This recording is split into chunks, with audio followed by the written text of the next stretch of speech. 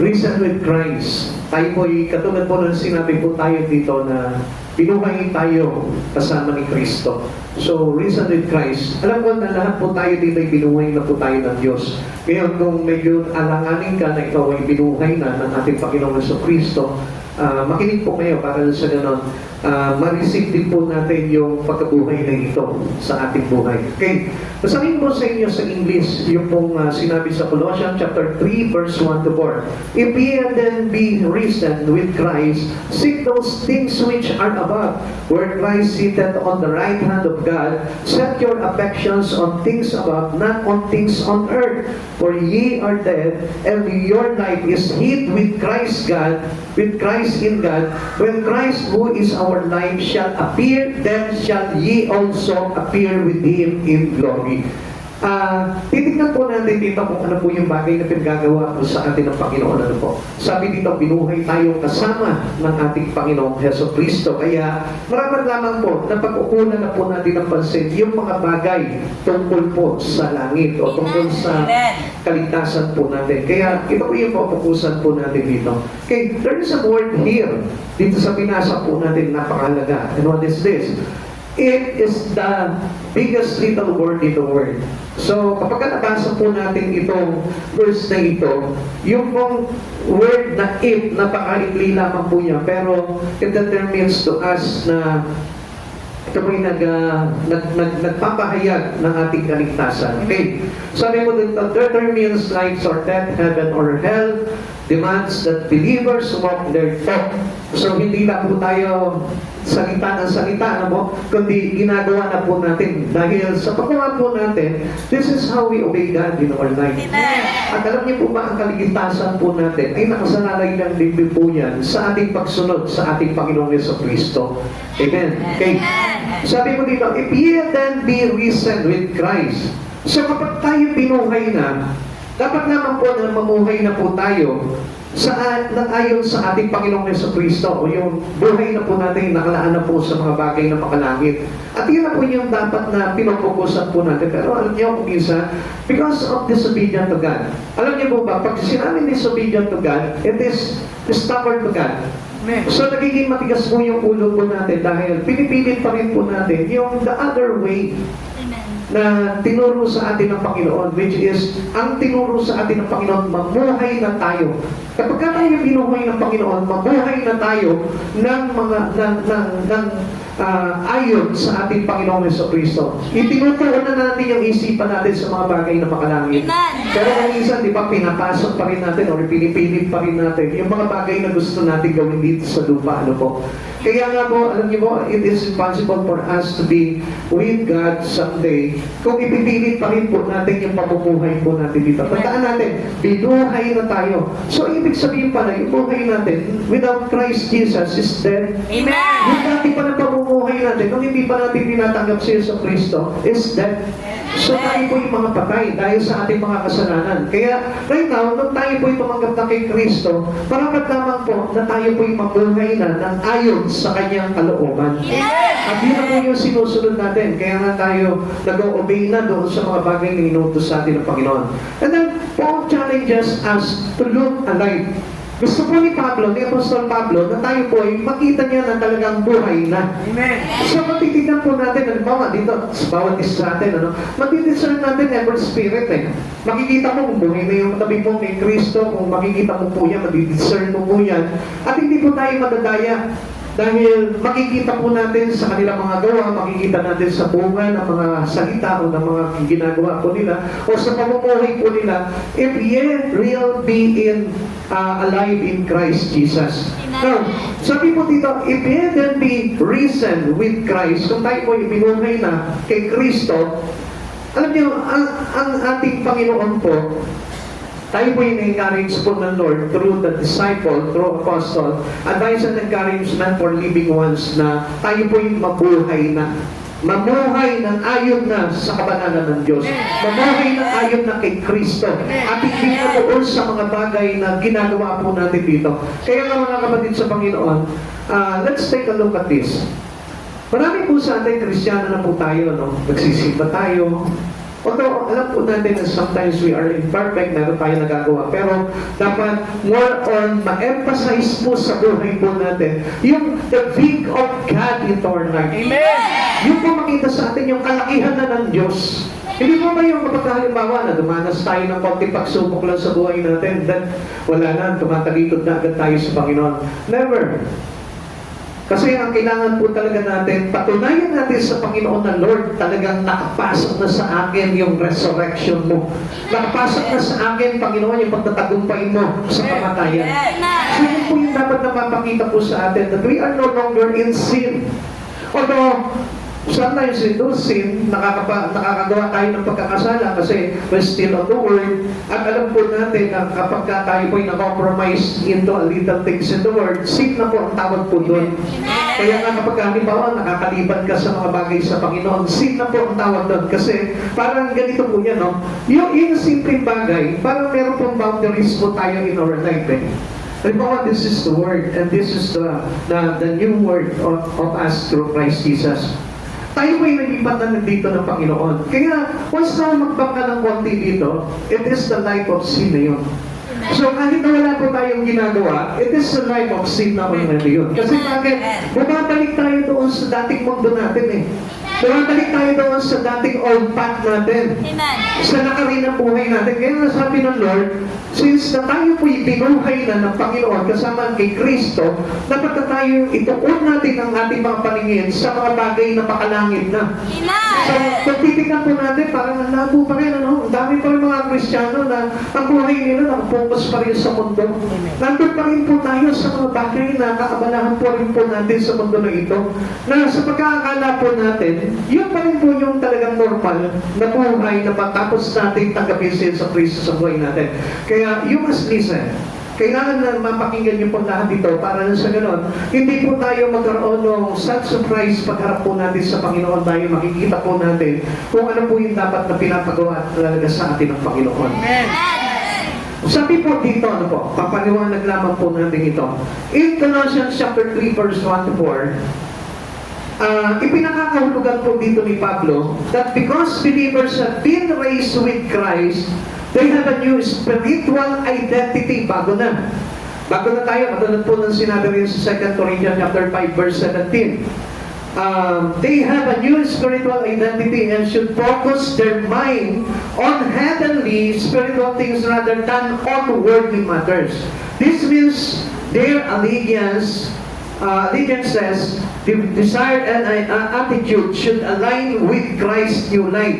So, kailangan po yan nakahalay na po sa ating Panginoon, yung ating katapatan, yung ating mithiin, yung ating pag-ugali. Nakahalay na po yan into Christ Jesus as a new life na binigay sa atin, which is hidden. Ang tago po yan sa ating Panginoong Jesucristo, bilang ating Diyos, and will be fully revealed when Christ return. Mahahayag po yan pag bumalik po si Jesus. Amen.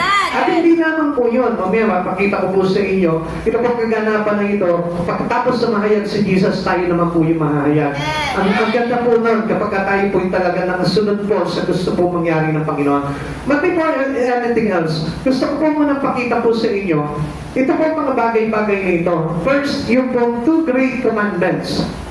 Hindi po ito yung commandments na binigay sa atin, no? Yung great commandment, 2 great commandments, which is love your God with all your heart and love your neighbor as we love ourselves, for ourselves. Hindi po yan, ano po, kundi what is great command of us to us by God. Ito po yun. Yung sinabi po sa Colossians chapter 3 verse 1 and 2, yamang binuhay kayong muli na kasama ni Kristo. Ito po yung una na command sa atin ng Lord. Ituon ninyo ang inyong pag-iisip sa mga bagay na nasa langit na kinaroroonan ni Kristo. So, kailangan na nakapokus na po tayo sa mga bagay na makalangit. Amen. Into the things above, into the things in heaven, into the things in eternity. Amen. So, sa buhay na walang hanggan, na nakaupo sa kanan ng Diyos. At ikalawa, ang mga bagay na panlangit ang isaisip ninyo. Ilalagay mo na sa isip po natin yung pong mga bagay na makalangit at hindi ang mga bagay na panlupa. Amen. So maliwanag na sinabi sa atin dito ni Pablo, na wala po talaga tayong nasumpo dito. Dahil na kahit na ipilit po natin yung sarili po natin, hindi po tayo makakapasok into our obedience to God. Amen. Hindi po talaga tayo lulusot dahil ito po yung talagang gustong ipahayag sa atin ng Panginoon na after our life here, and being raised from Christ Jesus, dapat na po tayo na ang ating pinagtutuunan at iniingatan na po natin sa buhay po natin yung mga bagay na maglalagay sa atin sa buhay na walang hanggan. Alam niyo, kaya nga po as a Christian, after receiving Christ Jesus, kaya tayo nahihirapan, kaya tayo nag-i-struggle. Alam niyo po ba kung bakit? Kasi hindi na po naka-align yung buhay natin eh.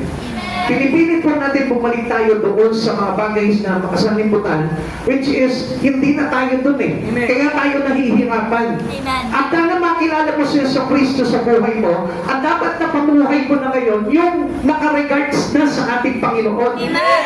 Kaya makikita mo magiging atis yung feeling mo, bakit ganito lang pala yun, ganito lang pala kasimple yun. Samantalang nandun ako sa mundo, nakilala ko si Jesus, takataka ako sa sarili ko, sinasabi ko sa sarili ko, bakit ganito? Ang dami kong problema, ang daming mga mabibigat na pagsubok, ang daming mga gumugulo sa isipan ko, and I was not really satisfied of my life. Amen. Tinanggap ko na si Kristo, pero bakit wala pa rin ako satisfaction? Kasi nga, nandun ka, nag-step back ka pa rin doon sa dating pamumuhay mo. Kaya ngayon, hindi mo maranasan ngayon yung gandang buhay na binibigay sa iyo ng Panginoon. Amen. Kaya nga, never turn your back into Christ Jesus. Amen.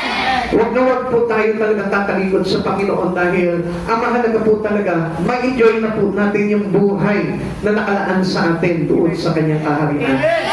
Tandaan po natin, two great commandments ng Panginoon po sa atin after we raised from Christ Jesus. Una, ituon ninyo ang inyong pag-iisip sa mga bagay na makalangit na kinaroroonan ni Kristo. At ikalawa, ang mga bagay na panlangit ang isa-isip natin. Lagay po palagi natin sa isipan natin at hindi yung mga bagay na panlupa. Okay, tingnan po natin.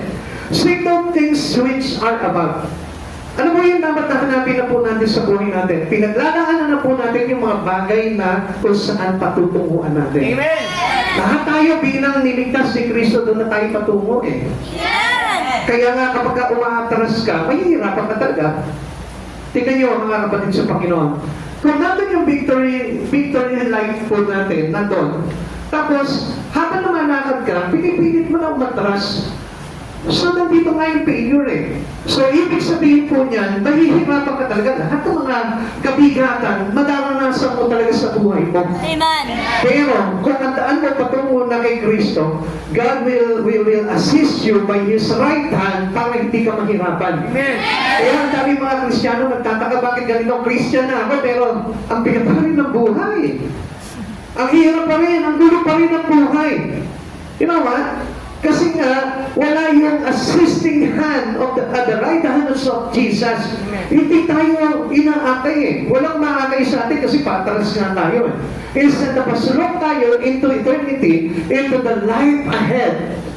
Ang ginagawa natin, umaatras tayo. Kaya lalo bimibigat po yung sitwasyon natin.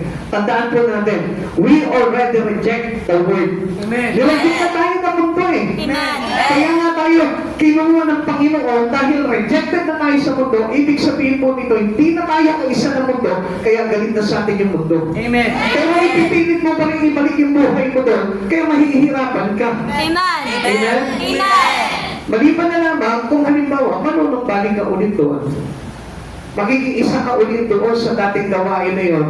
Kaya naman, ang nagiging malabo po sa atin, pagdating ng araw, yung ating kaligtasan. Amen. Tandaan po natin yung mga kapatid sa Panginoon. Sabi po sa atin, seek those things which are above. Learn all you can about heaven, your future home. Nandun tayo eh. Amen. Search for truth about the blessed place. Kailangan, hagilapin po natin yung katotohanan po about dito sa blessed place na ito. Seek like a shepherd seek lost sheep. Ito na po yung number 1 na kailangan natin gawin. Ano po? Ano po yun? Yung sinabi po sa Luke chapter 19 verse 10. Ang anak ng tao ay naparito upang hanapin at iligtas ang naligaw. Now, if we are raised from Christ Jesus, kapag tayo po ay niligtas na po, binuhay na tayo kay Kristo, ito na po yung unang ginagawa natin. Amen. Nagliligtas na tayo. Kaya alam nyo, mga kapatid sa Panginoon, it is, hindi po, na tayo po yung maging Kristiyano lang. Kung hindi tayo mag-aakay, kung hindi tayo magliligtas ng buhay. At tandaan po natin, ang pagiging Kristiyano po natin, ang pagiging pagkabuhay natin kay Kristo, ay nagliligtas na po ng kaluluwa. Amen. Tayo po'y nag-aakay na, tayo po'y nagdadala na ng isang makasalanan tungo kay Kristo para po siya'y maligtas. One of the command of God to all in Christ is the command of winning soul. Itatakot po natin sa puso po natin yan. Yan po yung sinasabi sa atin ni Pablo na ituon na natin o isaisip na natin yung mga bagay na makalangit. Amen. Akala natin basta nagbabasa lang tayo ng Biblia, nagpe-pray lang tayo. No? Hindi po. May mga gawain po tayo na kailangan natin ginagawa. And one of our great responsibility to God as we raise from Christ Jesus is winning soul. Amen. Hindi pa pwede na hindi ka nag-aakay. Amen. Hindi pa pwede na ikaw lang ang nililigtas mo. Kaya po pala sinabi sa atin ng Panginoon na magligtas sa kanyang sarili ay siyang mawawalan nito. Amen. Ngunit ang mag-alay ng buhay alang-alang sa akin at sa mabuting balita ay siyang magkakamit nito. Kaya nga walang Kristiyano po, walang binuhay ni Kristo, walang iniligtas si Kristo na hindi nagliligtas. Every one of us must save soul. Kailangan bawat isa po sa atin, bata ka man, matanda ka man, may karamdaman ka man, mahirap ka man, may pinag-aralan ka, wala, kailangan magligtas ka ng kaluluwa. Kaya hindi nyo napapansin, kapag ka tayo'y umaantras sa panawagan ng ating Panginoon doon sa ating pagkabuhay kay Kristo, pabalik tayo sa lipunan tingnan, hindi tayo ginaganahan na magligtas sa kaluluwa. But if you are satisfied accepting Christ Jesus in your life, makikita mo, ang sipag mo mag-akay. Na kahit na sino, makausap mo lang sa palengke, inaakay mo na agad sa church mo. Makita mo, makausap mo lang doon sa isang parke, makikita mo, isasama mo na agad sa church mo. Ganun po, bakit? Kasi binuhay na tayo kay Kristo. We are raised from Christ Jesus. And having the Spirit of Christ Jesus, yun na po yung number one na gagawin po natin, winning soul. Eh kaya lang, ang problema po sa atin, akala po natin na basta naman po tayo tatanggap kay Jesus Cristo, then Lord, ligtas mo na ako. Okay na, ligtas na. There is responsibility. Kailangan ipakita natin sa Panginoon na talaga nabago talaga ang buhay natin. Kasi yun po, yung proof na tayo tumanggap kay Kristo. Pero yung proof na wala tayong ginagawa, hindi po yun yung proof na tayo po ay binuhay kay Kristo. Patay pa rin po tayo. Kaya nga walang ginagawa di ba? Yun yung karakter po ng isang patay. Hindi na po siya makagawa, wala na po siyang ginagawa. Hindi na siya kumakain. Hindi na siya umiinom. Hindi na siya nagsisimba. Kaya mga kapatid sa Panginoon, yun po yung makita niyo po Amen? Kaya lang, ang kagandahan po sa patay, hindi na siya takot. Kasi wala na siyang malay. Amen? Kaya nga mga kapatid sa Panginoon, kung minsan titignan po natin yung kalagayan po natin, if we are really raised from Christ Jesus, tayo po, talaga binuhay na kay Kristo, o baka mamaya nagpe-pretend lang tayo, or kung baka para fake lang. Kaya mga kapatid sa Panginoon, we are not a fake Christian. Na kailangan po tayo mismo, we involve our life truly in Christ. Yung buhay mo talaga naka-involve sa Panginoon. Yung buhay mo kailangan may connection talaga kay Kristo. At not only that, kundi kailangan nakakomit talaga yung buhay natin kay Kristo Jesus. Kaya nga si Jesus po mismo siya nga po yung mismo na bumaba dito para tayo po ay sakipin at iligtas. At yun din po yung kailangan na ma-adapt po natin into the Spirit of Christ Jesus. Ano ba sabi po sa atin? Set your affections on the things above. Ito na po yung dapat na ibigin natin. Yung mga bagay na may kinalaman para sa kaligtasan po natin. Pero mostly makikita po natin ayaw na ayaw po ng iba nito. Basta gusto na lamang po nila, Lord, after I receive you, basta hintayin ko na lang, Panginoon, yung may aakyat po na ako. Ayaw na natin ng responsibility pagdating sa Lord. Pero hindi natin alam na hindi po talaga po pwede yun. Kaya ganito po yan. Tingnan po natin. Most people set their affections on the things below. Dito pa rin. Nakaukol pa rin po tayo dito sa mga bagay po dito. Kaya nga malabo po yun Hindi po yun isang pagkakakilanlan po sa atin bilang binuhay kay Kristo. Those who are risen with Christ must love higher things. Sabi po sa atin dito, those who are risen with Christ must love higher things. Ang pinagtotoo nila ng kanyang puso, yung mga bagay sa langit. Kaya nakikita mo, they are really excited to do things in Christ Jesus. Masaya palagi po yan. Masaya na nagsisimba yan, masaya na gumagawa sa Panginoon yan, masaya na nag-aakayan. Na kahit pagod na pagod yan at nahihirapan yan, masaya pa rin po siya dahil mahal niya yung mga bagay na nandoon sa kalangitan. What we love tells who we are. Tandaan po natin yan. Kung ano yung iniibig natin, yan po yung magsasabi kung ano ka, kung sino ka. Ang sabi po dito ng Mateo chapter 6 verse 21, sapagkat kung saan naroroon ang iyong kayamanan, naroroon ang iyong puso. Kaya nga kapag nandito pa rin po yung puso mo, ay tayo na ito yung kayamanan mo. Pero gusto ko na malaman po ninyo, lahat ng tinuturing siya sa Kristo bilang kanyang kayamanan, nakatuon na ang kanyang puso, ang kanyang isipan doon sa mga bagay sa buhay. Hindi na dito sa mga bagay dito. Alam niyo mga kapatid sa Panginoon, kung minsan nga lang, di ba? Parang ang hirap eh. Ang hirap itawan ng buhay natin dito kasi dito tayo umaasa, dito tayo. Kaya nga po yung faith po natin, mahalaga po yan. That we need to have a real faith in Christ Jesus. Hindi po ba yung takbuhan na lang natin, yung mga titulo po natin, yung mga accomplishment po natin dito sa lupa na to. Hindi po yun na makakagawa po sa atin ng kaligtasan. Kaya always set into your mind na hindi ka maliligtas kung ang tugon ng iyong pag-iisip ay nandito lamang sa lupa. Kaya kailangan po natin talaga pagtugunan ng mga pansin natin yung mga bagay na panlangit. Kaya sabi sa atin naman, maging po kayo ng kayamanan sa langit. Sapagkat doon, wala magnanakaw po doon. Unlike dito na nakawin na lahat ng mga bagay na yun at hindi makapagdudulot sa iyo ng kaligtasan. Kaya kahit na magpagal dito sa mga bagay dito sa mundong ito, hindi ka pa rin maliligtas, magiging bigo ka pa rin pagdating ng araw. Dahil lahat po tayo, daraan po tayo sa kamatayan, ano? Wala po makakalusot doon, lahat tayo, mamamatay po tayo. Pero ang tanong po doon, kapag muli tayong binuhay ng Panginoon, saan kaya yung magiging hatol po natin? At yun po yung dapat na pinagsisikapan natin, pinag-iinaman po natin. Yung tayo po ay hahatulan ng Panginoon ng buhay na walang hanggan sa piling ng ating Panginoon. What are you seeking in life? Sa oras na ito, tanungin ka ng Panginoon, halimbawa, tanungin ka, what are you seeking in your life? Ano ba yung ngayon parang hinahanap mo sa buhay mo ngayon dito?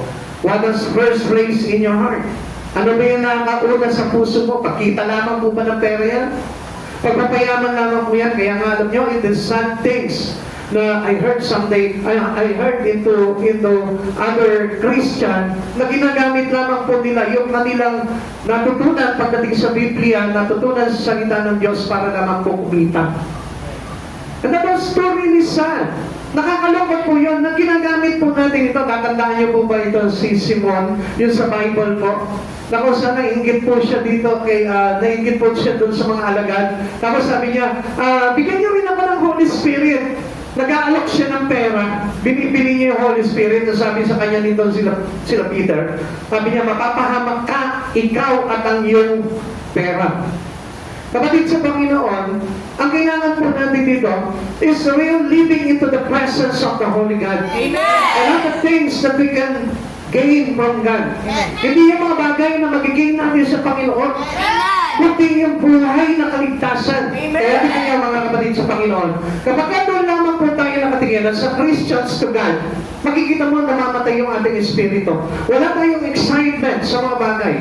Pagdating sa Lord, pagdating doon sa mga bagay sa langit. Kaya nga, yun yung dapat na ilagay natin sa puso po natin. Yung ibigin natin yung totoo sa puso natin ang Panginoon. Amen. Para sa ganun, hindi po tayo mamatay. And do not use the holy things to gain things that they need here. Hindi lang para gamitin po itong mga bagay na ito. I tell you, mga kapatid, mapapahamak po tayo doon. Tandaan natin, kaya tayo naglilingkod sa Panginoon para makapagligtas ng kaluluwa.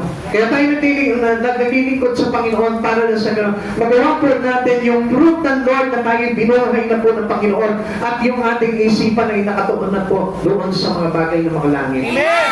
Ituloy po natin. Number 2. Kanina, kita po sa atin dito is the 2 great commandments. Now, the 2 great consolation. Ano po ba itong kukuha po natin kaaliwan na ito pagdating sa ating Panginoon? Sabi po ng Colossians chapter 3 verse 3, nandiyan pa po ba tayo mga kapatid sa Panginoon? Yan, binuhay na po ba kayo ng Panginoon? Siyempre, kapag binuhay ka na ng Panginoon, di ba nakangiti ka kailangan palagi sa Panginoon? Ano po? Hindi tayo nalulungkot, hindi tayo nasasaktan, hindi tayo nagagalit kapag tinatamaan. Amen. Amen. Kasi we look forward into the things out there. Amen. Amen. Pakisabi mo nga sa katabi mo, binuhay ka naman talaga ng Diyos. Binuhay ka na talaga ng Diyos. Okay, sabi ko dito, sapagkat namatay na kayo, at ang inyong buhay ay nakatago sa Diyos kasama ni Kristo. We are hid into Christ Jesus our Lord. Now, ano po yung to great consolation dito? That we are dead in sin and raised with Christ. Amen. Unang-una, ang unang kaaliwan na itinagay sa atin dito ng Panginoon, patayin tayo sa kasalanan. Amen. Ang ibig sabihin po dito, wala na pong kapangyarihan ang kasalanan sa buhay mo. Napakaganda, no? Kaya na kailangan po dito, tayo po ay buhayin sa ating Panginoon Yesu Cristo. So sabi po dito po, ye are dead. Tayo patay na. And what kind of consolation is this? Tatanungin natin, ano ba makukuha kong kaaliwan dyan? Di ba? Eh, ang sarap-sarap gumawa ng kasalanan. Ang sarap nga yung bawal, yun ang nakakatril. So marami po sa atin ganyan eh. Di ba parang mas gustong gawin itong bagay na ito? Eh kasi very thrilling naman talaga itong bagay na ito pag ginawa ko eh. Pag nailusot ko to, wow! Parang nag-gratify pa yung sarili mo. Kaman, hindi po yun eh. Ang hindi mo alam, pinapatay ka nun eh. Yeah? Amen. What kind of consolation is this? Tatanungin natin, ano mo? Samantala, ang sarap-sarap ng buhay dito sa mundong ito. Samantala, pagka tinanggap ko si Kristo sa buhay ko, namatay na ako dito sa mundong ito, paano na ako? Paano na yung mga pangarap ko sa buhay? So, paano ako maaaliw nito? Paano magiging consolation sa akin itong bagay na gagawin kong ito na sinasabi sa akin ng Panginoon? Okay, listen. At tinatanong pa rin po sa atin dito, what does Paul means when he says, we are all dead? Ano po ba ibig sabihin nun? Alamin po muna natin. Amen. Now, ito po yung dalawang consolation, two great consolations for us. Being died for Christ Jesus. We are dead to sin and alive to God. Patay na tayo sa kasalanan at buhay na tayo kay Jesus. Yan po yung kabaligtaran ng buhay po natin dati. Talabitin mo muna yung katabi mo, medyo parang napapasarap yung iyong pagkakaupo. Yan. Kasi minsan pag napasarap na yung pagkakaupo ko, iba na kasunod yan eh. Amen? Okay, tingnan mo na. We are dead to sin and alive to God. Ito yung kabaligtaran ng buhay po natin dati. After receiving Christ Jesus, ito na tayo. We are dead to sin and alive to God. Dati, tayo buhay sa kasalanan, patay tayo sa Diyos. Amen. Kaya nga patay ka sa Diyos. Kapag hindi ka talaga lumapit sa Panginoon. Amen. Sabihin mo sa katabi mo, patay ka sa Diyos pag hindi mo binago buhay mo. Patay ka sa Diyos pag hindi mo binago ang buhay mo. Pero ang laki ba rin ang chance natin sa Lord, ano? Dahil buhay pa tayo ngayon, hindi pa tayo namamatay, kaya may pag-asa pa po tayo. Amen. Amen? Okay, sabi po na Roma chapter 6 verse 11, kaya dapat ninyong ituring ang inyong sarili bilang patay na sa kasalanan, ngunit buhay para sa Diyos, sapagkat kayo'y nakipag-isa na kay Kristo Jesus. Kaya nga ito yung mga bagay na kailangan makita sa atin. There is always a proof. Lahat ng bagay na ginagawa natin, may proof. Amen. Minsan kahit nga yung anak mo eh. Halimbawa, pagka-umuwi sa iyo yung anak mo, no? Sinabi sa iyo, Nay, gagraduate na ako. Sure ka? Anong proof? Patigil kayo mga grades mo. Wala ka mapakita ang grades mo kasi puro bagsak. So there is no proof. Pero kapag pinakita mo yung mga grades mo, yung class card mo, pinakita mo ang tataas, wow. Diba? Gagraduate ka nga, anak. There is proof. Amen. Halimbawa naman, let's say, nagpunta ka sa isang beauty salon. Yan. Di ba? O, yan naman ba? Galing ako sa isang beauty salon, ha? Hindi obvious, ha? Naman ka talaga ng proof. Bakit ganito ba? Wala naman nagbago sa iyo. Yung buhok mo parang walis tambo pa rin. Di ba? Yung kutis mo parang bakul-bakul pa rin. So, hahanapan tayo ng proof. Lahat ng bagay, hahanapan tayo ng proof. Amen? Even nga yung citizenship natin, hahanapan tayo ng proof eh. Amen? So, sa Lord din po, hanapan din po tayo ng proof na kailangan po na makita po talaga sa atin kung paano po ba talaga ang isang tao makipagkaisa kay Kristo. So, isang bagay yung sinabi po dito ni Apostol Pablo. Sabi niya na dapat isa-isip natin o ituon natin yung ating mga pag-iisip sa mga bagay ng mga langit. Yun yung number one proof na kailangan na makita sa atin. Pero kung hindi mo ginagawa yung mga bagay na yun, ay, hindi ako naniniwala sa iyo. Yeah? Parang sasabi mo sa sarili mo, paano mo maniniwala dito eh? Wala namang ka-alam-alam to kay Lord. Wala namang kainit-init na mag-church. Wala namang itong kainit-init na hindi umaawit ng papuring awitin. Amen? Wala pa kang ginawa kundi mag-tiktok lang na mag-tiktok eh. Amen? Ay, dami tinamaan, no? Hello? Totoo yan, dapat sa rin. Kasi nakasaad po sa Biblia eh. Kailangan po talaga na makita sa atin na tayo talagang totoo makipagkaisa kay Kristo. Sabi nga dito, kaya dapat ninyong ituring ang inyong sarili bilang patay na sa kasalanan. Ngunit buhay para sa Diyos. Pag sinabing patay sa kasalanan, buhay sa Diyos, ibig sabihin makikita na yung buhay mo ay talaga nakalapit na sa Panginoon. Makikita na yung buhay mo na talagang kaisa na kay Kristo. Kung ano yung pinagagawa ni Kristo, yun ang ginagawa mo. At hindi mo na sinusunod yung tatay mo nung araw. Amen? Ang sabi mo ng Bible? Oh, dahil andyan po ang inyong ama, kaya sinusunod ninyo kung ano ang pinagagawa niya at pinag-uutos niya sa inyo. Tayo ngayon mga anak na ng Diyos. We are now belong to Christ Jesus. Kaya po, ano na yung ginagawa natin, yun ay yung pinag-uutos na sa atin ng Panginoon. Pag sinabi ng Lord, huwag ka na magtitiktok. Kaya tuloy, wala ka sa church. Kaya tuloy, hindi ka na nakakapag-church, kaka-tiktok. Amen? Kakagawa ng mga bagay pagdating sa mga makamundong bagay. Kaya nawawalan tayo ng gana. Bakit? Namamatay kasi yung ating dating binuhay ng Panginoon. Amen. Amen. Tuloy po natin. Ito po yung mga bagay na kakaliwan po natin. This is a consolation for us by God. Na after receiving Christ Jesus, binibigyan na po tayo ng kaaliwan ng Panginoon sa mga bagay pagdating sa Kanya. Tayo nalulungkot man tayo dito sa mundong ito, namigating man tayo dito, marami man tayo pagsubok dito, o inabandonan man tayo ng pamilya po natin dito sa mundong ito, tayo po yung aaliwin ng Panginoon. Amen. Dahil sa isang panibagong pamumuhay na kung saan ang Diyos po talaga ang magbibigay ng consolation po sa atin. Okay? Sabi po dito, tingnan niyo po ha. Sabi po dito ang Romans chapter 6 verse 11, pinaliwanag po sa atin ito, is a command for believers to consider themselves dead to sin. Command. Pag sinabi command, pinag-uutos sa atin yan. Para na sa ganito, magka po tayo ng consolations to be dead to sin and alive to God in Christ Jesus. This means recognizing that the power of sin over their lives has been broken through Christ's death and resurrection. And now they have the power to choose to live righteously, serving God's purposes, instead of yielding to sin. This is an ongoing mindset and action, a continuous choice to live according to this new spiritual reality.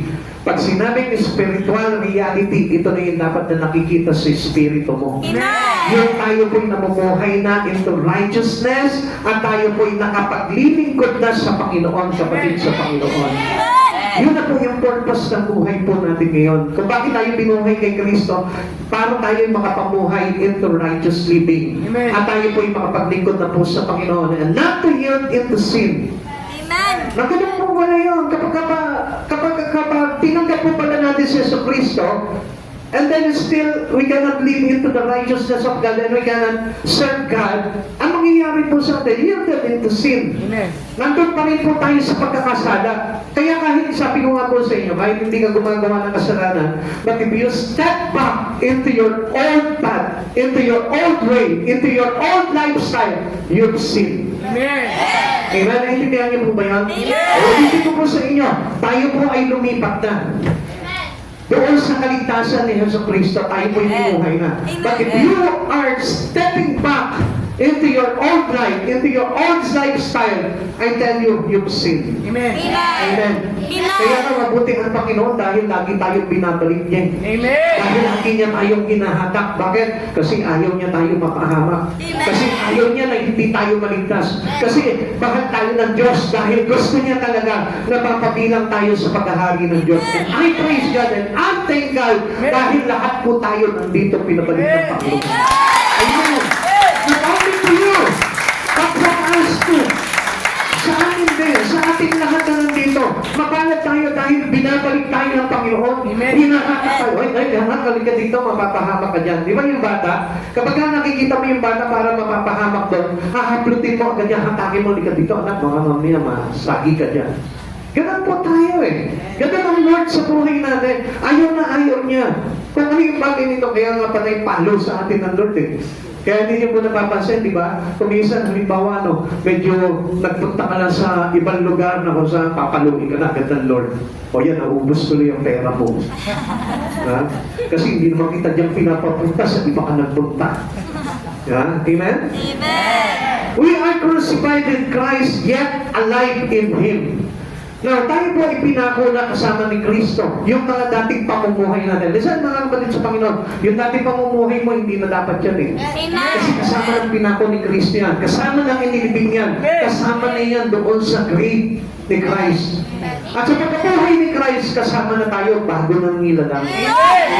Kaya nga, sabi nga po dito, Galatians chapter 2, verse 20, kaya hindi na ako ang nabubuhay ngayon, kundi si Kristo na nabubuhay sa akin. At ang buhay ko ngayon ay sa katawan na ay ikinabubuhay ko sa pamamagitan ng pananampalataya sa anak ng Diyos na nagmahal sa akin at nagandot na kanyang sarili para sa akin. Kaya kung nandito ka ngayon, di na ikaw yan eh. Si Jesus na yan. Pero kung halimbawa, let's say, sabihin natin, it is still unaccepted to you the things na tinuturo sa iyo ng Panginoon, still hindi si Jesus yan, kundi yung dating katauhan mo yan. Amen. Kaya nga, learn how to accept all things in God, all the facts that coming from Him. Para sa ganun makita mo na si Jesus na talaga yung nabubuhay sa sarili mo. Alam mo yung conviction mo, bakit pinababalik, nakakabalik ka sa Panginoon? It is Christ, not you. Ibig sabihin niya, ibinabalik ng Lord yung ikaw na binuhay. Diba? Lagi mo tatandaan, binuhay na tayo kay Kristo. Kaya nga tayo nakakabalik palagi sa Panginoon eh. Every time na madadapa tayo, babangon ka, balik ka na naman kay Kristo. Hindi ba yung kumbaga yung sinasabi ko nga sa inyo, lagi nag-step back palagi doon sa dating pamumuhay. Nilagay ka na into righteousness, pero balik ka pa rin ang balik doon. Amen. Amen? Amen? Amen? Natandaan ko po nung araw, nung bata ako, mahilig ako magkalapate. Alam niyo po yung kalapate? Amen. Hindi ko yung nakikita doon sa mga gabi, ah. Yung kalapati talaga. Kalapati, yung may pakpak, lumilipad, mataas. Naintindihan niyo mo? Kasi si brother ko, iba yung sininiisip eh. Hindi naman yun yung inaalagaan ko. Ay, joke lang. Yung kalapati talaga ng bata ko, kung mahilig ako noon. Kasi ang ginagawa po namin noon, pinapaamo po namin, tapos dadali namin sa ibang lugar, dinadala namin sa Baguio. Nasa Valenzuela pa po kami noon. Dinadala namin, i-check po namin yung papakulan namin doon, and then babalik po ito. Hanggang sa, nung tinamad na po ako mag-alaga ng kalapate, binenta ko po lahat yun. Pinagbili ko. Tapos, nung pinagbili ko, a week after, nandun na naman lahat sa kulungan. Nagbalik na naman lahat. Sabi ko, ang talino nito mga kalapati. Binenta ko ulit. And after a week or, sabihin natin, bumalik na naman, nandun na naman. Sabi ko talagang ayaw akong iwan itong mga kalapati. Pinabayaan ko na sila. Tapos nagsawa na rin po yung iba na nag-claim ulit, kinukuha ulit sa akin pag bumalik. Nagsawa na sila kasi balik sa akin yung kalapati. Sabi ko, ayaw sa inyo, pangit kasi kayo. What do I mean here? Ganito eh. Minsan para tayong kalapati. Balik tayo na balik doon sa dating amo natin. Na kung saan, binenta na tayo. Binenta na tayo kay Christ. Pero pag tinubos na tayo ni Kristo, bakit kasi kung binenta tayo? Hindi tayo binenta nun, talagang kumupit tayo nun eh. Okay. Tinubos na tayo ni Christ, pero bumalik ka pa rin doon. Pabalik-balik ka pa rin doon. Kaya never step back into your life. Pagka kay Kristo ka na, doon ka na, stay ka na doon. Diba? Medyo magkamali ka man malis ka man ng konti, balik ka agad kay Amen. Christ. Amen? Maging maamo tayo kay Kristo at hindi doon sa dating pamumuhay natin. Amen? Okay, ang ibig sabihin po dito sa Galatians 2:20 signifies profound spiritual transformation where the believer's old life characterized by sin and self-reliance. Yung kasi yung dating buhay natin. Tingnan niyo mga kapatid sa Panginoon. Kapag tayo nandun pa rin sa kasalanan, na nandun pa rin po tayo, nalilibang pa rin po tayo doon, and into self-reliance, makaka-categorize pa rin po tayo na hindi tayo binuhay kay Kristo. Dies with Christ while Christ now lives in and through the believers by faith. This crucified with Christ concept means the believer no longer lives by their own strength and identity. Hindi na tayo nabubuhay sa sarili natin. Hindi na tayo nabubuhay sa sarili lakas natin. Kaya nga, pansinin niya mga kapatid sa Panginoon, dami mga Kristiyano ganun pa rin. Nabubuhay pa rin po siya sa dati niyang katatauhan. Nabubuhay pa rin po siya sa sarili niyang lakas. Nandun pa rin po siya nakarely. Yun po yung tinatawag na self-reliance. Yung ba parang hindi mo sa Diyos inaasa yung mga bagay-bagay sa buhay mo. Pinipilit mo makuha yung gusto mo. Pero hindi mo sa Diyos hinihingi, kundi sa sarili mo lang kakayanan. And then sabi po dito, but a new life empowered by Christ's Holy Spirit leading to a victorious, surrendered, and faith-filled existence centered on Him.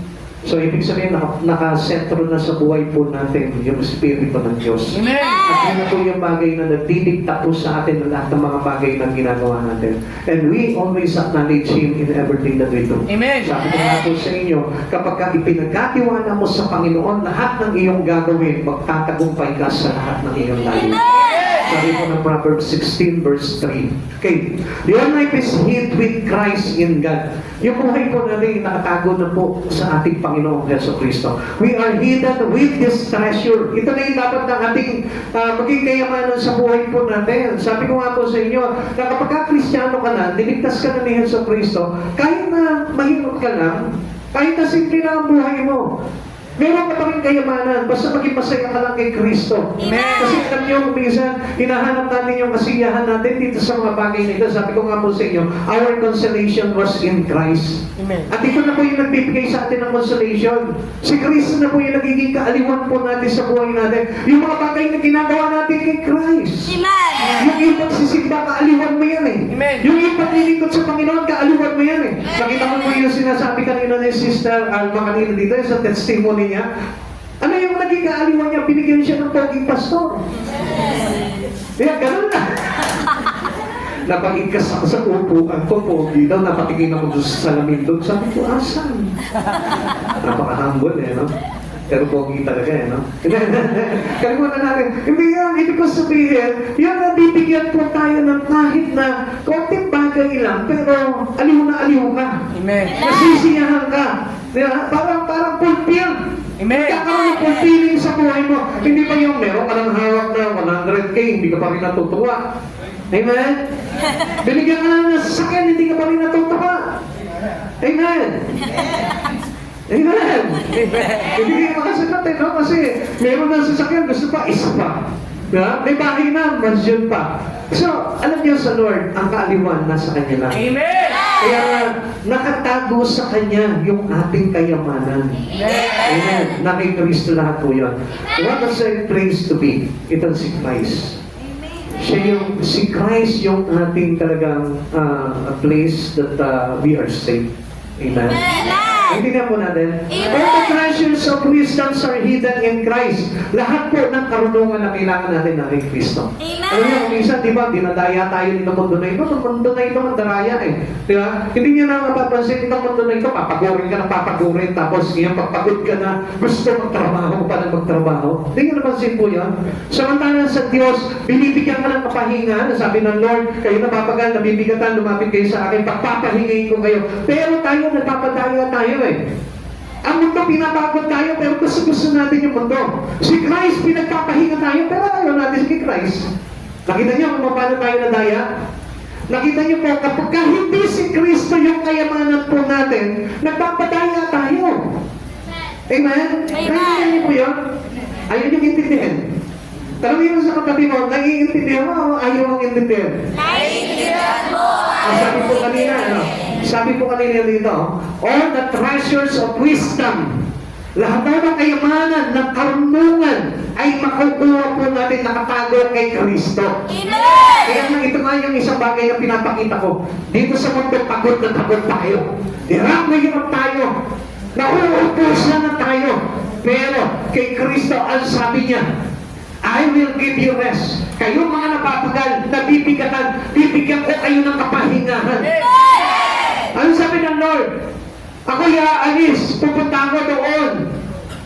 Gagawin ko kayo ng matitiran na maganda ko na kayo matitiran, babalik ako dito, babalikan ko kayo. Pero tingnan nyo, maraming tao sa lawahan. Yung promise ng Lord, pagkaganda-ganda, pero yung promise ng mundo, pagkapangit-pangit, yun ang kinukuha natin. Yun ang ginagrab natin. Kaya kung titignan natin, alam niyo mga kapatid sa Panginoon, yung ganda ng meron ang tao dito sa mundo, yun yung kapangitan niya. Pero yung ganda ng isang tao na na kay Kristo, yun yung totoong kagandahan.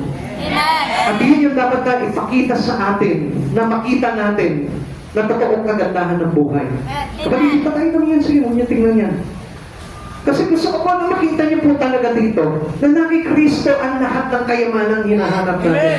Even the wisdom. Na kay Christ po yan. Na kapag inunawa mo itong mga bagay na ito, masasabi mo, napakahangal ko pala.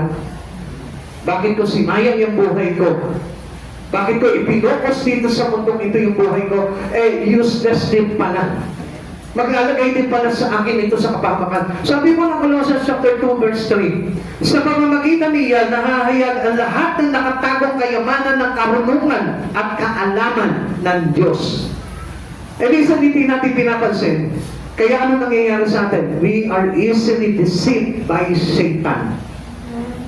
Nakakala mo, okay na yung buhay mo. Yung pala, hawak-hawak ka ni Satan, dadali ka na niyo doon sa kanyang liman.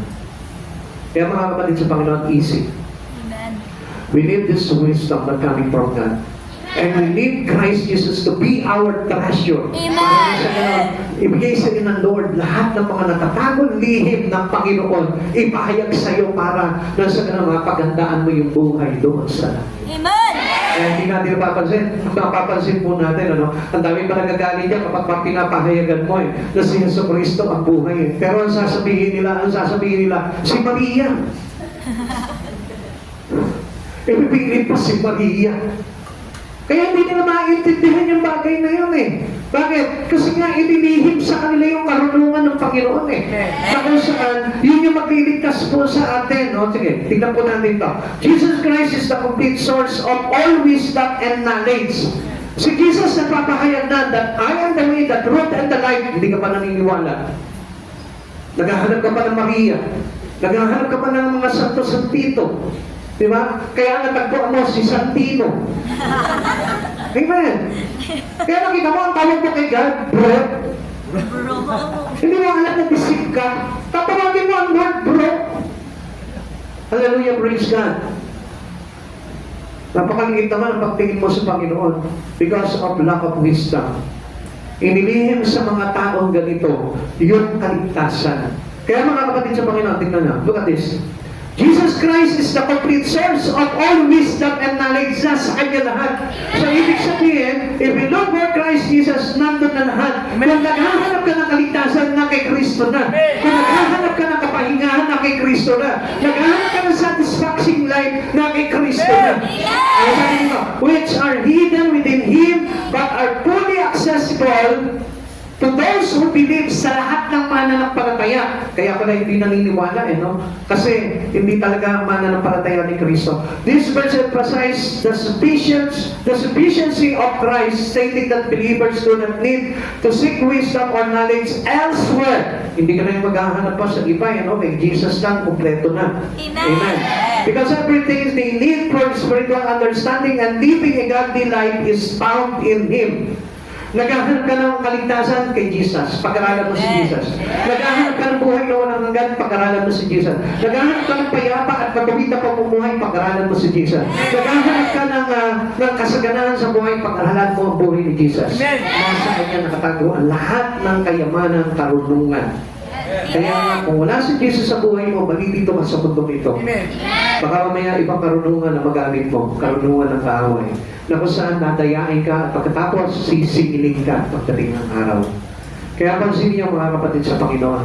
Alam niyo, katulad nga po, no, kung minsan nakikita po natin, minsan pagdating po sa mga bagay sa mission ng Lord, sa gawain ng Panginoon, minsan nalilimitahan tayong i-bless yung mga bagay na yan, ano po. Pero tignan niyo, pansinin niyo, pero kapag ka nagkasakit ka, nagkaroon ka ng karamdaman, hindi mo napapansin na nanakawan ka ng kaaway. Amen? Bayad ka ng bayad sa ospital. Samantalang nag-aalok ng kagalihan ng Lord. Amen? Wala po akong pinapakanon dito kasi I really appreciate what God was given to me nung time na meron din po akong karamdaman. Ang sabi ng Lord sa akin, sabi niya, basta tiwala ka lang and I will heal you. Not only your body, but your spirit too. Kasi sa Panginoon, pag nagtiwala ka sa Panginoon, nasa Kanya lahat ng karunungan. Naghahanap ka ng kagalingan, pag-aralan mo ang buhay ni Jesus. Amen. Dahil si Jesus ang kagalingan. Amen. Okay, tuloy po natin. Ikatlo, two great coming event. Ito yung pinakamagandang event na dapat na masaksiyan po natin. Ano po ba ito? Na Jesus shall appear, magpapakita po sa atin ng Panginoon, magbabalik sa atin ng Panginoon. At yung second event is, we appear to Christ. Tayo po mismo, haharap tayo sa Panginoon. Okay, that was two great coming event. Colossians chapter 3 verse 4, si Kristo ang inyong buhay at kapag siya inahayag na, mahayag din kayong kasama niya at makakahati sa kanyang kaluwalhatian. So, tingnan niyo mga kapatid sa Panginoon. Ang pinakamaganda dito, itigit mo yung buhay mo kay Kristo. Dahil pagdating ng araw, kahit na anong mangyari, pag nahayag si Kristo, kasama kang maihahay. So, hindi ba napakaganda po nun? Nagiging secure yung kaligtasan mo kay Kristo kahit na ano po yung mangyari sa buhay mo dito. Maghirap ka man dito, di ba? Pagulong-gulong ka man dito, pero kapag nahayag naman si Kristo, kasama kang mahahayag doon sa kanyang kaluwalhatian. So, when Christ is our life, sabi po dito, shall appear, then shall ye also appear with Him in glory. Mahahayag tayo kasama ni Kristo sa kanyang kaluwalhatian. So, nothing to worry anymore. Amen. Kaya nga kahit na mahirap yung buhay mo dito, wala kang dapat na ikabahala Dahil meron tayong hinihintay na napakagandang pangyayaring magaganap.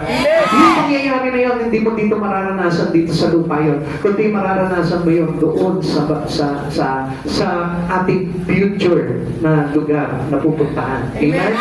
Kaya nga sabi niya gano'n, ituon natin yung ating isipan sa mga bagay na makalangit. At ilagay natin sa isipan natin, yung kahalagahan ng langit at hindi yung mga bagay na panlupa naman. Kaya mga kapatid sa Panginoon, maganda po tayo. Okay, tingnan po natin, yung pangako. At sino po ba yung mga nangako na ang Diyos ay babalik po dito? That Christ shall appear to us. Okay. Unang nangako sa atin, no other than but Christ Jesus itself. Ano po ba yung pangako sa atin na pagbabalik ng Panginoon? Ito yung sinasabi ko kanina sa inyo, nangako sa atin ang matitirahan. John chapter 14 verse 1 to 3. Huwag mapagapag ang inyong kalooban, sumampalataya kayo sa Diyos, sumampalataya din kayo sa akin. Sa bahay ng aking Ama ay maraming silid. Kung hindi ito totoo, sasabihin ko ba sa inyo na pupunta ako roon upang ipaganda ko kayo ng inyong matitiran. At kapag naipaganda ko na kayo ng matitiran, ako'y babalik at isasama ko kayo upang kayo'y makapiling ko kung saan ako naroon. Ganda ng pangako ng Lord, no? Amen. Hindi lang siya basta babalik dito, susunduin tayo. Amen. At ititira na tayo ng Panginoon doon sa kanyang tirahan. Amen. Kung saan siya naroroon. Kapatid sa Panginoon, this is a great event that will happen to us. Amen. Ang ganda nito na ito yung dapat talagang pinakakaabangan natin. Hindi yung bonus mo, hindi yung pagkita mo ng malaki. Kaya nga sabi ni Pablo, ituon ninyo ang isipan ninyo sa mga bagay na makalangit. Now, paano magbabalikan ng Panginoon kung nakatuon ang isipan mo sa trabaho, sa negosyo, sa pagpapayaman, sa kung anong mga bagay dito sa mundong ito. Hindi masama yung mga bagay na yun, pero yung ma-focus ka kay Kristo at hindi mo maituon yung isipan mo sa mga bagay na makalangit, you are very wrong. Mali ang pamumuhay ngayon. Amen. Dahil tataan po natin ang buhay natin dito is temporary. Naku, minsan, tignan niyo po yan. Hindi mo na nga ma-post yung mga bagay kay Jesus eh. Ang ipinopost mo na ngayon yung mga bagay na dito lang sa mundo. Yun ang nakakalungkot po sa atin eh. We are Christian, pero iba yung tinutuunan ng ating isipan. Amen. Alam niyo mga kapatid sa Panginoon, siguro sasabihin ng iba, you have an extreme spiritual whatever. Sasabihin yung sige ng tao, masyado ka lang straight, pastor. Masyado kang hindi eh. Ang sabi sa atin ni Apostol Pablo eh, ituon ninyo ang inyong isipan sa mga bagay ng mga langit at hindi sa mga bagay ng mga lupa. So, ibig sabihin po nun, sinasanay na kasi tayo ng Panginoon eh. Pinapractice na tayo into the living our life into heaven. Amen. Yun yung pamumuhay na kumagay, sinasanay sa atin para na sa pag binalikan ka ng Panginoon, you are worthy to be with Him. Amen. Amen? Babalikan ka ng Lord. Tapos makikita niya sa iyo. Kakaiba. Paano kanyang isasama doon sa kanyang langit? Amen? Paano kayo titira ng Lord doon? Samantala nakita niya talaga yung pamumuhay mo hindi talaga nakadesign doon eh. Pinilit natin baguhin yung design ng buhay po natin dahil sa kasalanan. Pero ang Diyos, pili tayong ibinabalik ng Lord sa tamang design. Amen. Kasi niya mga kapatid sa Panginoon. The first creations of human, si Eva at Adan, wala naman tayong kamatayan eh. Ang pagkakalikha sa atin ng Panginoon ay kanal. Kaya nga nilagay sila sa paraiso eh. Pero nung pumasok ang kasalanan, nagkaroon ng kamatayan, nagkaroon ng kahirapan, nagkaroon ng karamdaman. Lahat dahil sa kasalanan. Amen. Kaya tingnan niyo mga kapatid sa Panginoon. Pero ang tao sa panahon ngayon, ang pinagkakabuhusan ng panahon po nila, yung mga bagay na bunga ng kasalanan. Amen. Amen. Ulitin ko po sa inyo. Ito pong pamumuhay natin ay bunga ng kasalanan. Na kung saan pilit binabago sa atin ng Panginoon, inililipat tayo sa matuwid para na sa ganun, mabigyan tayo ulit ng tinatawag na maluwalhating buhay doon sa kanyang kinaroroonan. Gusto niya kasi eternal tayo eh. Amen. Kaso pinipilit natin mag-step back palagi. Gusto natin yung temporary lang. Kapatid sa Panginoon, mag-isip ka ng mabuti. Ang sabi po sa atin ng Lord, nakatago sa Kanya yung lahat ng kayamanang karunungan. So, if you have Christ Jesus, malalaman mo itong bagay na ito. Hindi ka madadaya dahil ang Diyos pinangakuan po tayo ng buhay na walang hanggan. Matitira doon sa Kanyang kalangitan. Kaso, ano po yung ginagawa natin paghihintay pagbabalik ng Panginoon? Iba, hindi po yung mga bagay na inaasahan ng Diyos na mararatan niya. Amen. Amen. Amen. Amen. Amen. Jesus will appear. Tingnan po natin. Another proof na ang Panginoon ay babalik para sa atin. The promise of angel. Yan. Ang sabi po dito, John chapter 1 verse 10 to 11. Habang sila'y nakatitig sa langit at siya'y inaakyat, ang dalawang lalaki na kaputi ay lumitaw sa tabi nila. Sabi nila, kayo mga taga-Galilea, bakit kayo nakatayo rito at nakatingin sa langit? Itong si Jesus na umakyat sa langit ay magbabalik gaya na nakita ninyong pag-akyat niya. So, there is an assurance from angel that Jesus will come. Amen. Babalik po ang Panginoon, kaya nakakatiyak po tayo na malapit na po talaga yan. Amen. Sino ba? Si Paul po mismo promise that Christ shall appear. Ang sabi niya po dito sa 1 Thessalonians chapter 4 verse 13 to 18. Mga kapatid, nais namin malaman ninyo ang katotohanan tungkol sa mga namatay na upang hindi kayo magdalamati tulad ng mga taong walang pag-asa.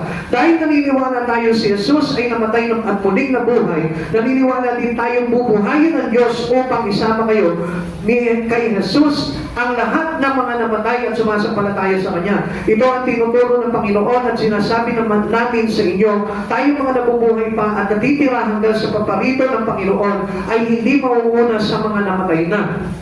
Sa araw ng iyon ay maririnig na ang tinig ng arkanghel at ang tunog ng trompeta ng Diyos at ang Panginoon mismo ay bababa mula sa langit na sinisigaw at ang mga namatay na sumasampalataya kay Kristo ay bubuhayin muna. Pagkatapos tayo naman mga buhay at natitira ay titipunin sa alapaap kasama ng mga binuhay upang salubungin ang Panginoon sa ipapawid. Sa gayon, makakapiling natin siya magpakailanman. Kaya nga, palakasin ninyo ang loob ng bawat isa sa pamamagitan ng mga salitang ito. So, parang sinasabi sa atin dito ni Pablo na dapat tayo magpalakasan. Amen. Habang tayo naghihintay ng pagbabalik ng ating Panginoon. Amen.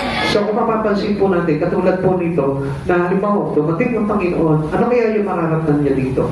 Meron ka po kaya siya mararatnan na nananampalataya sa Kanya? Kapatid sa Panginoon, yun ang gusto makita ng Panginoon. Meron pa kaya siya mararatnan dito na nagtitiis para kay Kristo? Meron pa kaya siya mararatnan dito na hindi compromise sa mundo na ito at patuloy na naghihintay sa Panginoon? Kaya sinabi niya, ang manatiling tapat hanggang wakas ay maliligtas. Amen. Ang nananatili sa Panginoon hanggang wakas ay maliligtas. Amen. So, tignan po natin yan mga kapatid sa Panginoon. Kaya nga, sabi ko nga po sa inyo, ituon natin ang ating isipan sa mga bagay na makalangit. Amen. Now, tignan naman po natin yung second event, yung tayo naman po ay mahihiyad din at tayo ay makikita rin ng ating Panginoon. We shall appear with Him in glory. Tayo po ay mahahayag kasama ang Panginoon. Una, believers are coming back with Jesus at the rapture. Sa rapture, tayo mga mananampalataya, ikaw, tayong lahat, na talagang totoong nananampalataya sa Panginoon, there is rapture will happen. Amen. May mangyayari talagang rapture. Ipapanig po tayong lahat. Amen? Amen. Kaya nga, napakaganda po nito dahil tayo po mismo, masasaksiyan po natin at masasaksiyan din natin yung mga bagay na gagawin ng ating Panginoon. 1 Thessalonians chapter 4 verse 14. Dahil naniniwala tayo si Jesus ay namatay at muling nabuhay, naniniwala din tayo bubuhayin ng Diyos upang isama kay Jesus ang lahat ng mga namatay na sumasampalataya sa Kanya. Kapon, tingnan niyo po dito.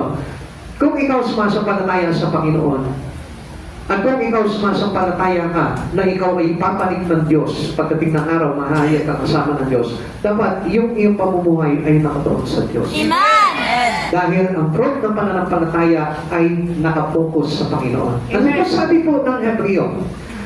Fix your eyes unto the Lord. Ituon natin ang ating paningin sa ating Panginoong Jesucristo, the author and finisher of our faith, ang pasimula at ang wakas ng ating pananampalataya. Amen. So ito dapat nakatuon yung pananampalataya natin sa ating Panginoong Jesucristo. Amen. Amen. So, we cannot unfocus into Christ Jesus. Kaya nga pagka na-unfocus po tayo, that is not faith.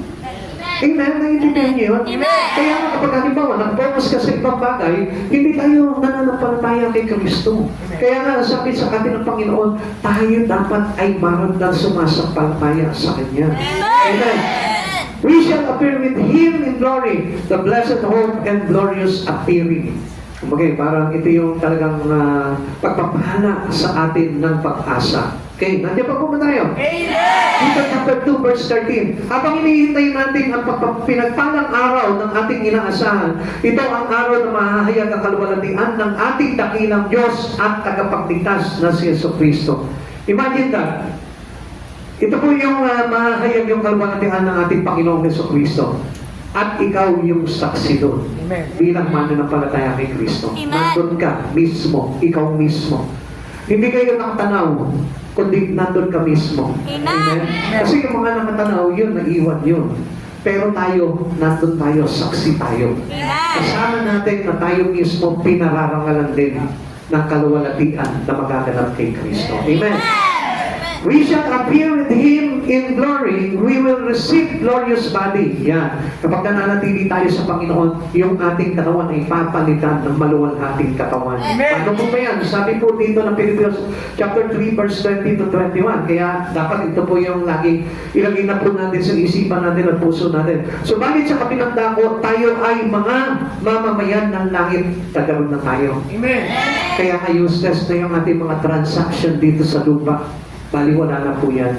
If you consider your life was there already, If you consider that you are a citizen from heaven, Amen. lahat ng bagay na ginagawa natin dito ay wala nang saysay. Amen. Ito ay temporary at hindi natin papakinabangan yan. Subalit sa kabilang dako, tayo ay mga mamamayan ng langit. Mula ro'y hinihintay natin ang mga may pananabik ang Panginoong Jesucristo, ang ating tagapagligtas sa pamamagitan ng kanyang pangyarihang ginagamit niya sa pagpapasuko sa lahat ng bagay. Tingnan niyo ha, merong ginagamit ang pangyarihan ng Panginoon pagpapasuko sa lahat ng bagay. Ang ating katawang may kahinaan ay babaguhin niya upang maging katulad ng kanyang katawang paluwalhati. Ngayon, kung itong katawan natin na ito ay hindi napasuko ng kapangyarihan ni Kristo, paano mababago ang katawan natin? Paano tayo mapapabilang doon? How can we have a glorious body kung ngayon pa lamang hindi ka mapasuko ng Panginoon? Amen. Kung ngayon pa lamang hindi mo maisuko yung buhay mo kay Kristo. Kaya nga kapatid sa Panginoon, if soon gusto mo na magkaroon ka ng tinatawag na maluwalhating katawan para maipalik ka ng Diyos doon, suko mo ang buhay mo sa Panginoon. Amen. Everything that you do, suko mo sa Panginoon. Amen. Everything in you, suko mo sa Panginoon. Amen. Lahat ng bagay, even your sin, lahat ng kasalanan, lahat ng mga makasanlibutang bagay na ginagawa mo, lahat ng bagay na walang kaugnayan kay Kristo, isuko mo sa Kanya. Para nang sa ganun, makatiyak ka na pagdating ng araw, makikita mo magkakaroon ka ng tinatawag na glorious body and you will be welcome in that. Amen. Kapatid sa Panginoon, napakahalaga po dito. We shall appear with Him in glory. We will be with Christ forever. Magiging kasama na natin si Kristo. Magpasawalan ng Diyos. Amen. Hindi na tayo manliliban doon. Hindi na tayo mauwalay pa kay Christ. 1 Thessalonians chapter 4, verse 17. Pagkatapos tayo naman mga buhay pa at natitira ay titipunin sa alapaap, kasama ng mga binuhay upang salubungin ang Panginoon sa ipapawid. Sa gayon, makakapiling natin siya magpakailanman. So, that was final. Tapos na. Amen. Yun ay kung nandun tayo. Yun ay kung nandun ka. Ito na po yung forever. Hindi ba yung kung saan ka naghahanap ng forever, hindi mo matagpuan yung forever. Pinipilit mo yung forever sa isang tao, wala namang forever talaga dyan. Ang forever is in Christ. Si Jesus, yung pakukulan mo ng lahat ng pansin mo sa buhay na ito, may forever ka. Pero Amen. kung itinutukod mo lang yung forever mo dito sa mundong ito, nagkakamali ka ng forever dito. Amen. Yung kayamanan mo, hindi yung forever. Amen. Yung karunungan mo dito sa makalupa, hindi forever. Amen. Amen. Yung mga ari-arian mo dito sa mundong ito, hindi forever. Amen. Ang forever lamang na meron tayo dito sa mundong ito, yung pong salita ng Diyos. Amen. Kahit na anong mangyari ang rotation pass, but His Word remain. Amen. Nanatili yung magpakailanman. Kaya mga kapatid sa Panginoon, palagaan po natin ang Panginoon. We shall appear with Him in glory. We will be like Jesus. Amen? Pag naman tayo in forever ng Lord, siyempre magiging katulad tayo ni Jesus. We will be Christ-like. Wala na tayong kamatayan, wala na pagdarusa, wala na hirap. Tayo po mismo ay talagang masaya na sa buhay natin. Kaya ingatan po natin yun. Baka mamaya doon tayo mapunta sa iba. Kabaligtaran po ito ng forever. Ang forever naman dito ay forever pusa. Forever hirap. Forever pagtatapis ako sa impyerno. Kaya mga kapatid sa Panginoon, this time, mag-isip ka. You need to be Christ-like. Sabi po ng 1 John chapter 3, verse 2, mga minamahal, mga anak na tayo ng Diyos ngayon, ngunit hindi pa nahahayag ang magiging kalagayan natin. Ngunit alam natin, sa pagdating ni Kristo, tayo'y magiging katulad niya sapagkat makikita natin kung sino talaga siya. So, ang sarap na maging forever natin si Christ. Amen. Ang sarap na tayo po mismo pakawakan natin yung to be risen with Christ Jesus. Yung binuhay na tayo kay Kristo. Huwag mo nang sayangin yun. Huwag mo nang iwala pa yun. Pahalagaan mo sa buhay na yun. Doon ka na mag-heal. Kapitan mo na yun. Yakapin mo na yun. Embrace mo na yun. Nakakilala ka na sa Panginoon. Huwag ka nang padaya sa kasinungalingan ng mundo. Huwag ka nang magkampisaw pa sa kasalanan ng sanlibutan. Na kahit sabihin mo mabait ka, pero kung ang paa mo'y nakatungtong pa rin dito sa mga bagay na makasanlibutan, I tell you, you still sinning. Amen. Nagkakasala ka pa rin. At ang gusto ng Panginoon po ngayon, ibigay mo yung buhay mo sa Panginoon, suko mo sa Panginoon. At itong oras na ito, may pagkakataon po tayo lahat para sabihin sa Kanya, Lord, lahat ng ito, lahat ng mga gawa ko, lahat ng laman ng isipan ko, lahat ng laman ng puso ko, isinusuko ko sa iyo. Panginoon, kahit na yung may own strength, yung pagiging self-reliance ko, Lord, isinusuko ko na sa iyo. Kasi hindi naman po tayo talagang tatanggapin ng Panginoon doon kung baka sarili po tayo eh. Kung ang tiwala natin sa sarili lang natin, kung ang tiwala lang natin sa sarili natin lakas, di naman tayo tatanggapin ng Lord doon eh. We need to trust in God. Kailangan ng pagtitiwala natin na sa Panginoon. Kailangan ng kaaliwan natin na sa Panginoon. Kailangan ng pagsunod natin na sa Panginoon. Kailangan lahat ng mga bagay na yan nasa Lord. Kailangan yung events sa buhay natin kay Lord na rin. Hindi na yung events of the world. Hindi na yung events ng mga sandipotang bagay. Hindi na yung events ng mga kasalanang bagay. Kundi yung events na may kinalaman na para tayo ay makapahinig ng ating Panginoon sa Kristo. Ingatan po natin yung mga bagay niya, mga kapatid. Hindi po biro ang lahat ng ito. Dahil kung ano po yung nakasulat po sa Biblia, tapos na po yun. Naganap na. At kung gusto mo na maligtas, dito tayo mag-rely. Not on what you are doing right now. Not on what you are thinking into your mind, which is caused by this word. Huwag ka doon humawak. Paghawakan mo ito. Nandito ang kaligtasan. Si Kristo mismo. At sa oras na ito, kapatid sa Panginoon, why don't you surrender your life to Him? Everything in you. Your music, your dance, your lifestyle, your hobbies, your bread, your company. Why don't you surrender it all to God? Tayo po tayo sa Panginoon. Suko natin lahat sa Panginoon ng mga bagay niyo. Kapag hindi natin sinuko yung mga bagay niyo sa Panginoon, wala sa isa lahat ng mga bagay na ginagawa natin. Even yung problems, yung kahinaan mo, yung mga pinagdaraanan mo, isuko mo sa Panginoon yung makikita mo, there's changes will happen. Because you are now in Christ Jesus. Binuhay ka na kay Kristo. Marami ka man mga pagsubok na pinagdaanan sa buhay mo, marami kang kabiguan na pinagdaanan, part yan ng pagsubok mo sa Panginoon. Part yan ang journey mo dahil binuhay ka na kay Kristo. Gusto niya makita kung talagang totoong nabuhay ka na kay Kristo. Kaya lang kung minsan, dahil nagtaan pa tayo sa mga pangit na pangyayari. Pero huwag mong ituring na kabiguan yan, kapatid sa Panginoon. Gusto ko malaman mo, pinatitibay ka lang ng Panginoon sa pananampalataya mo. Pinatatakad ka ng Panginoon yung relasyon mo sa Kanya. And nothing wrong with that. Mahirap man, masakit man, pero gusto ko malaman mo, kasama mo ang Diyos. Hindi ka iniiwan ng Panginoon. Hindi ka bibitawan ng Panginoon kahit ano mangyari. Sapagkat binuhay ka na ng Diyos, kasama niya sa Kristo. At yun yung kaligtasan na ibinibigay sa iyo ng Panginoon. Mahalaga mo ito, mga kapatid sa Panginoon, maniwala ka sa oras na ito. May gagawing maganda ang Diyos sa buhay mo. Kung makikita mo naman na buong puso, buong isipan, buong espiritu, yung napakagagandang bagay na gustong gawin ng Diyos sa buhay mo. Buksan mo yung iyong mga mata sa oras na ito. Buksan mo kay Kristo. Buksan mo sa mga bagay na makalangit. At yan sa bagay na dito sa mundong ito. Do not look unto the things in the world, but look at the things up there. Above. Yun ang tignan po natin. Yun yung imagine mo ngayon. This is how we dream of. Kapatid sa Panginoon, ito yung dapat na pinapangarap ng isang taong nagmamahal kay Yesu Kristo. Yung isang araw, nandun ka na sa piling ni Yesu Kristo sa langit, nagpupuri ka, masaya-masaya. Nakaramit ng puti-puti. Wala nang nararamdamang karamdaman sa katawan. Wala nang nararamdamang kabiguan. Wala nang nararamdamang kasalanan nagpapahirap ng buhay. Kundi maluwalhati ka na nakasama ni Yesu Kristo sa buhay na walang hanggan. Imagine all these things, kapatid.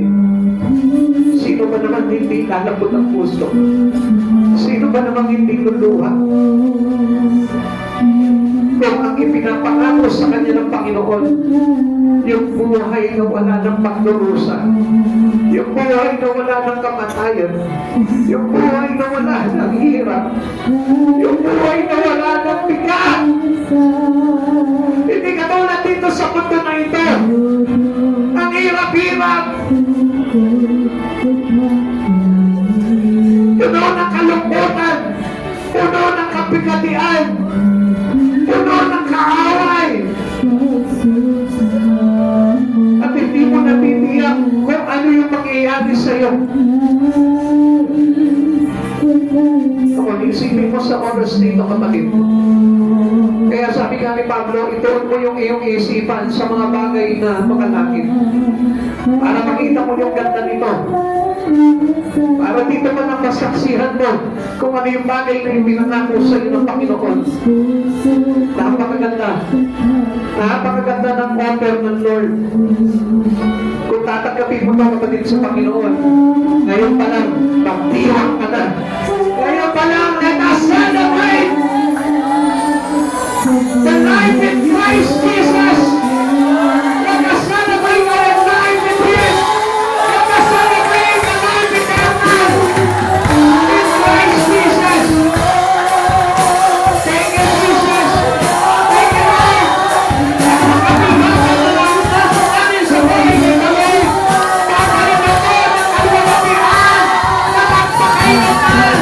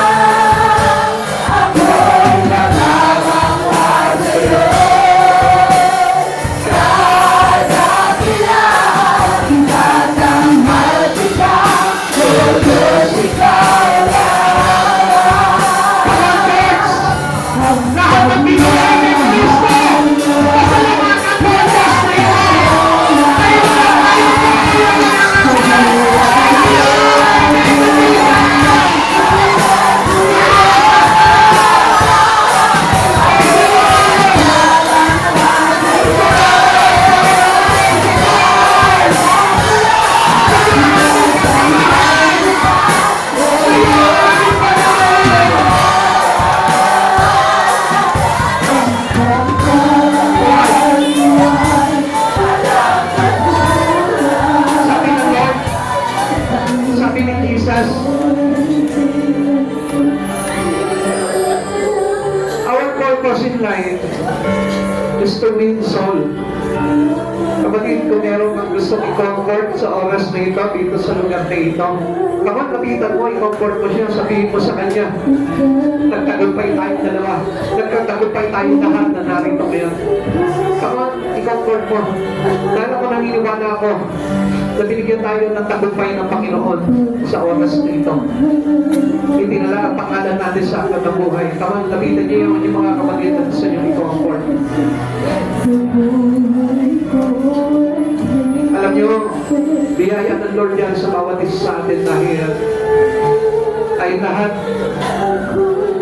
the same consolations that we receive from God, yung kaaliwan ng Diyos.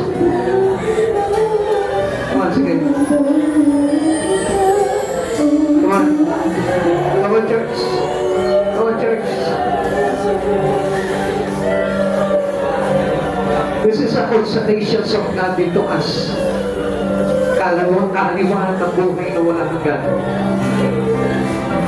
Dinala tayo ng Panginoon dito dahil tayo yung pinakabuo ng Panginoon na babalik siya. Gagawa niya tayo ng matitiran. At kapag tayo na, igawa niya na ng matitiran, babalik siya, sasama niya tayo doon sa buhay na walang hanggan. Thank you, Jesus. This is the true happiness that it will be promised to us by God. Kapatid, napakasarap ng pangako ng Diyos na ito. Para sa iyan, para sa akin, para sa pamilya mo, para sa pamilya ko, para sa lahat ng tao na sumasampalataya sa Panginoon, na kailanman hindi siya iiwan, na kailanman hindi siya bibitiw, na kailanman hindi niya ipagpapalit ang Panginoon ito. Because God is our Savior. Jesus is our Lord and Savior. Salamat sa pag-ibig ng Panginoon. Minahal niya tayo na wagas. Minahal niya tayo na buong katapatan. At gusto na sa oras na ito, maramdaman natin lahat ang presensya ng ating Panginoon sa Kristo na nagsasabi sa iyo, Anak, you are welcome in my kingdom. You are welcome in heaven. Hallelujah, God to Jesus.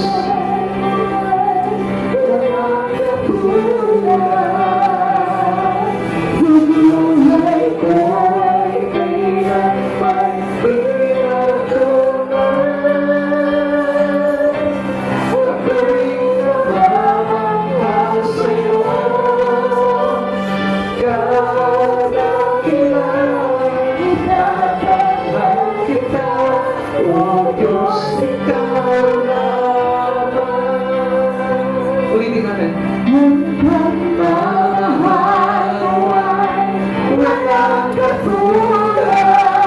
Si Jesus lang yan. Si Jesus lang yan. Nagtawag sa atin ng tapat.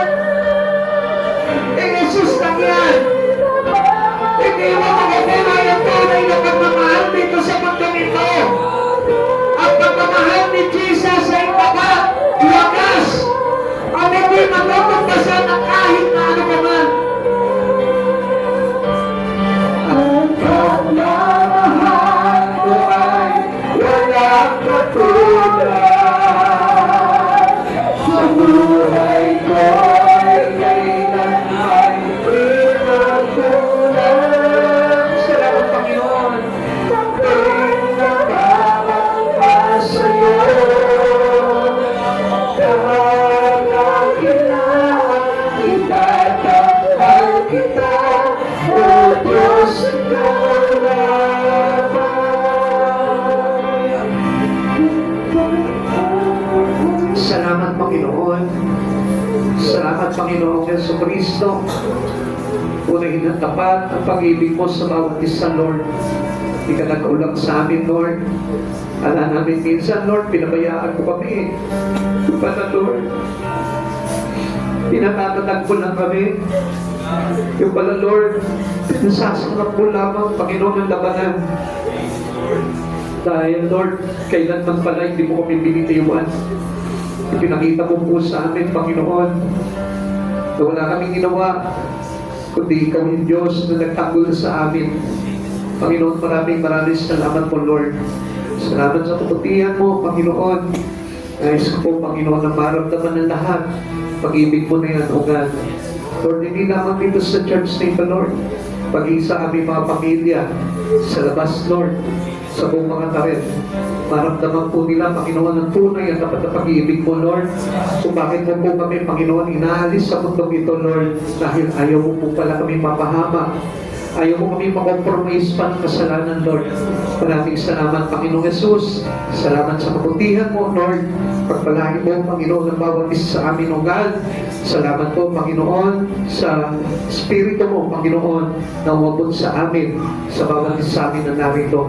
Maraming salamat po, Lord. Balutan mo po, seryohan ng iyong banal na dugo, Panginoon. Ang lahat ng ito, Lord, upang sa Panginoon, Panginoon, di na po kami mawalay pa kailanman sa iyo, Lord. Hanggang sa iyong pagbabalik, Panginoon, sasalubugin mo kami. Sasama mo kami, Lord. Sasama mo kami sa iyong kinaroroonan, Lord. Hindi mo kami papabayaan, Lord. Hindi mo kami papabayaan. Pagdayaan ng mundo nito, Lord. Panginoon, salamat po, Lord. Mahal ka namin, O God. Dahil alam po namin, Lord, mas grabe ang pag-ibig na inalay mo sa amin. Panginoon, maraming salamat po, Lord. At sa aming pag-uwi, sa aming mga tahanan, o sa aming mga pupuntahan, Lord, maluwalhati mo kami ihatid, O God. Maluwalhati kami makarating, O Lord.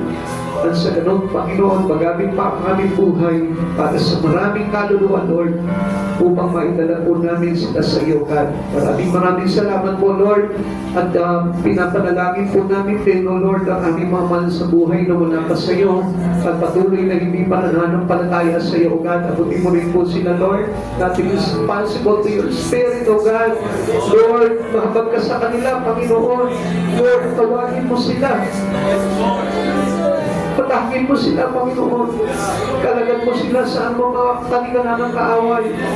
Kalagan mo po sila, Panginoon, sa mga pagmundong gawain, Lord. At dalhin mo po sila, Panginoon, sa kabanalan mo, God. Upang sa iyong pagbabalik, Lord, kasama natin sila, Panginoon, na maipapalik po, Panginoon, sa buhay na walang hanggan. Maraming salamat po, Lord. Pagpalain mo po ang bawat isa sa amin, Panginoong Jesus. Pagpalain mo po kami, Panginoon, siksiklig at umaapaw ng pagpapala, maging ang church nito, Lord. Even yung mga mission na ginagawa namin, Panginoon, kasihan mo ng kapangyarihan mo, Lord, upang madala namin, Panginoon, at makapagligtas pa po kami ng maraming kaluluwa. Salamat po, dakilang Diyos, sa iyo po namin muli, O Lord, ibinabalikan namin ang aming pasasalamat, ang aming pagpupuri sa dakilang pangalan mo po lamang in Jesus' name. Amen. God bless you all po. At maraming sa tayo lahat ng Panginoon.